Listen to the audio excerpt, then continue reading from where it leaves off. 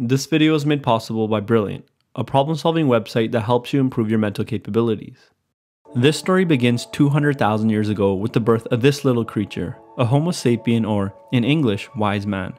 For millennia, this creature was insignificant, weak, and unremarkable. It had not yet been honed by time and sat far from the top of the food chain.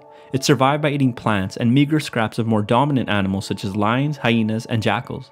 Yet in a curious turn of events, it came to be the last surviving human species and has catapulted to the top of the food chain. The tables had turned and, instead of running from predators, sapiens had become big game hunters. Thanks to natural pressures, sapiens had evolved the capacity to cooperate in large and complex groups. Even the strongest lion was no match for a well-coordinated tribe of humans. Alone, even the smartest of their kind couldn't get very far, but collectively, they could soar through the skies and enter the cosmic realm of the gods. How exactly did humans acquire this capacity for large and complex cooperation? Like all species, sapiens had to contend with the great filter, nature. All entered, but only those with the traits best suited for survival and reproduction made it out safely. Time and time again, nature rewarded cooperative sapiens with survival and reproduction. As a result, their group instincts became stronger. Cooperation can be thought of as a master ability with several subordinate abilities such as obedience and conformity. However, this ability truly is a double-edged sword. The abilities that allow sapiens to work together to uplift one another also allow them to work together to oppress one another. In a previous essay, we took a look at the behavior of obedience. Now let's take a look at its sister behavior, conformity. So, what is conformity? In essence, conformity is when an individual alters their belief or behavior to relieve internal tension caused by group pressure. To understand conformity better, let's take a look at one of the landmark studies in social psychology. Let's say I showed you these two cards and asked you to match the line on the left to one of a similar height on the right. It's obvious, right? The answer is C. In the 1950s, psychologist Solomon Asch asked individuals to solve 750 variations of this question. In total, there were only 3 incorrect answers out of 750. You're probably not surprised because the test is actually pretty easy. However, the problem gets a lot more interesting when you bring people together. Asch brought a group of people into a room and got them to solve 18 of these line questions. All of the group members were actors except for a single subject. All of the actors were told to answer 12 out of the 18 questions incorrectly. After running this experiment several times, it was found that subjects would conform to the group's incorrect answer a third of the time. 75% of subjects conformed to the group's incorrect answer at least once. 25% of subjects never conformed. Remember, when subjects were asked to solve this task alone, less than 0.5% of people guessed incorrectly. The task was simple to do, so it was quite clear that subjects were conforming to the group. Asch asked participants why they had conformed, and they gave various answers.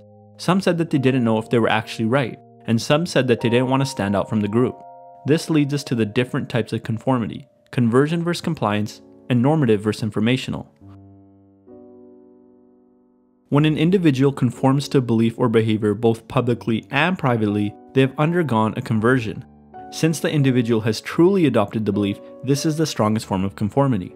On the other hand, when an individual conforms to a belief or behavior publicly but not privately, they have complied. When Asch ran a variation of the experiment that allowed the subjects to write their answers down privately, conformity rates dropped. So it's pretty likely that subjects in that experiment complied but were not converted. But why would they comply? This brings us to normative versus informational conformity. Normative conformity occurs when an individual fears social rejection. Social rejection is a perfectly normal fear. When we look to sapiens of the past, it's very likely that individuals who feared social rejection were more likely to be careful about going against the group. As a result, they were probably less likely to become isolated or exiled and stood a better chance of survival. In this case, the fear serves as an evolutionary advantage and would be likely to get passed on in subsequent generations. We often want to feel accepted by the group, and so we get rid of internal tension by publicly conforming. Normative conformity often goes hand in hand with compliance. On the other hand, informational conformity occurs when an individual is unsure about what to believe, and so they look to the group for guidance. Informational conformity often leads to conversion. Now let's look at the various factors that affect conformity. The first factor is group size. Asch noticed that conformity was greatest when there was a group of at least 3 people. The second factor was group consensus. Conformity was more difficult to overcome when all members in a group agreed, but individuals were much less likely to conform when there was at least one other dissenter in the group. Nonconformists and dissenters liberate others to dissent as well. The third factor was privacy. Conformity rates were also lower when individuals got to state their answers privately as opposed to publicly. And then the fourth factor is culture. People who come from cultures that value the individual are also less likely to conform than cultures who value the collective. So now you know about the different types of conformity and some of the factors affecting it. But when and why do people diverge? After performing a set of studies, Jonah Berger put forth a compelling theory that people often act with or against a group based on what that action signals about themselves. For example, let's say that a celebrity buys a new purse from a high-end fashion line. Because the bag is new, trendy, and expensive, it becomes a strong signal of status to others. Other celebrities may copy that purchase in order to send a similar signal to others, that they are fashionable and wealthy. Now let's say that someone starts to make knockoff versions of this bag and sell them for cheap to less wealthy people who want to send a similar status signal to their peers. As more and more people buy knockoff bags, the original signal loses its strength and changes form. It becomes harder to distinguish authentic signals from fake ones.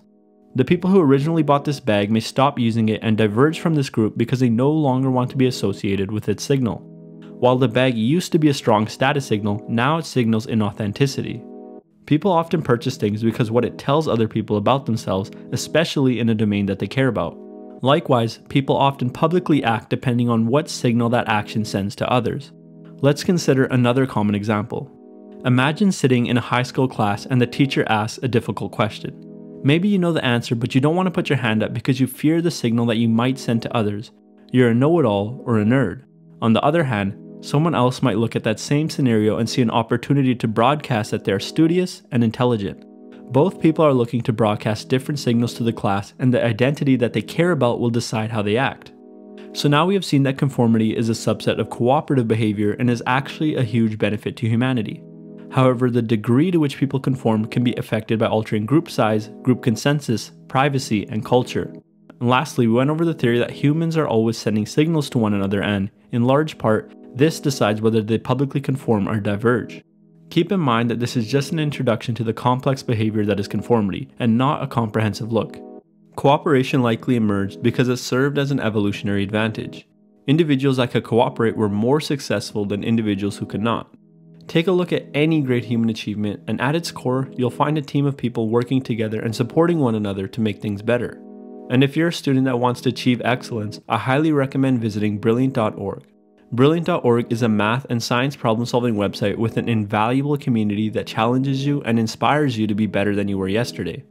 By getting involved in their community discussions, you can surround yourself with highly driven and studious peers. As we discussed in today's video, you'll start to become like your peers and become highly driven and studious yourself. This is a great way to leverage our natural tendency to conform.